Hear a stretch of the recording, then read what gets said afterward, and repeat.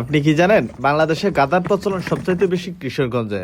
দেখতে অনেকটা ঘোড়ার মতো মনে হলো এগুলো আসলে ঘোড়া নয়, গাধা এবং ঘোড়ার সংমিশ্রণে এদের জন্ম। এ কারণেই অনেকটা ঘোড়া এবং গাধার আকৃতি ধারণ করে। এই ধরনের গাধাগুলো অত্যন্ত পরিশ্রমী এবং দ্রুত গতির হয়ে থাকে। 90 দশকের স্টাইলের গরুর গাড়ি এবং ঘোড়ার গাড়ি দেখতে হলে আপনাকে অবশ্যই কিশোরগঞ্জের নিকলি উপজেলার হাতিশ্বর গ্রামে অবশ্যই যেতে হবে। আপনারা যারা শহর থেকে এই সৌন্দর্যমণ্ডিত গ্রামটি উপভোগ করতে চান তাহলে অবশ্যই কমেন্ট বক্সে আমাকে কমেন্ট করবেন। হাওর অঞ্চল হয় উন্নত মানের যানবাহন না থাকায় এই গাধার গাড়িগুলোকে এখানে যানবাহন হিসেবে ব্যবহার করা হয়। কিশোরগঞ্জ যেহেতু কৃষি প্রধান জেলা, তাই এখানে শাক সবজি থেকে শুরু করে বিভিন্ন রকমের সবজি আবাদ করা হয়।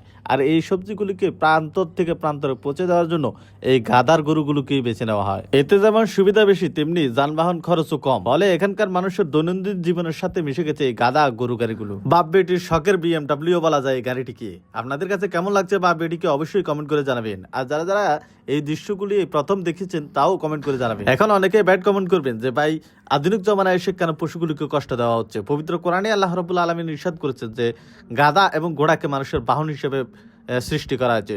সুতরাং এই গাধা ঘোড়া গাড়িগুলোকে আপনি যদি ব্যবহার করেন, এতে করে এদের কষ্ট হবে না, কেননা তাদেরকে সৃষ্টি করা হয়েছে শুধু মানুষের কাজে ব্যবহার করার জন্য। ঘাস খাওয়ানোর উপরে গাধাটিকে প্রস্তুত করা হচ্ছে মাল টানানোর জন্য। তাই টলিটিকে তার ফিটের মধ্যে কিভাবে বেঁধে দেওয়া হচ্ছে তা আমরা দেখতেছি, তা আপনারাও দেখতে থাকুন।